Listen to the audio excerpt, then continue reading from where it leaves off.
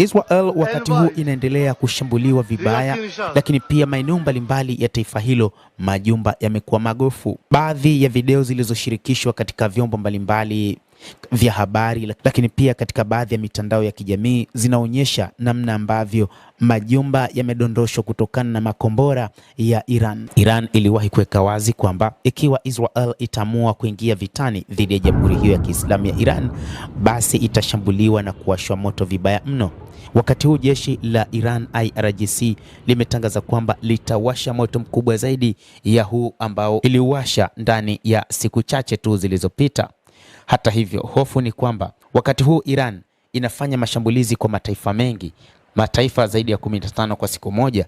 Sasa kinachofikirisha ni kwamba je, ikiwa mashambulizi haya yangefanywa ndani ya Israel pekee, jambo lingekuwaje? Msemaji wa jeshi la walinzi wa mapinduzi ya Kiislamu IRGC amesema kiwango cha nguvu za makombora kitaongezwa na mwendelezo wa mashambulio dhidi ya maadui wavamizi utazidi kurefushwa.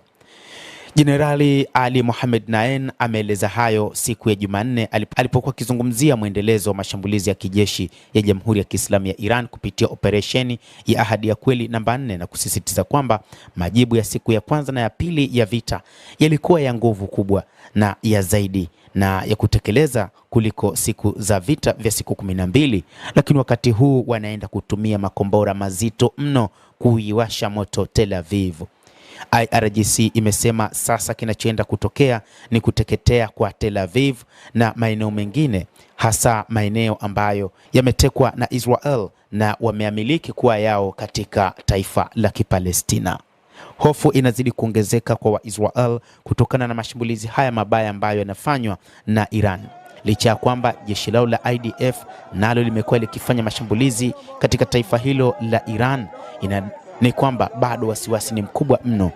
Moja kati ya jambo ambalo wakati huu Israel pamoja na Marekani wanasaka ni namna gani wataweza kushambulia ya maeneo yote yaliyokuwa na makombora. Ikumbukwe makombora ya Iran yapo chini ya ardhi katika milima, na imekuwa ni hifadhi nzuri ambayo wakati huu Iran inatumia hifadhi hizo, na imesema kwamba ina hifadhi ya makombora mengi mno yaliyotengenezwa katika taifa hilo la Iran.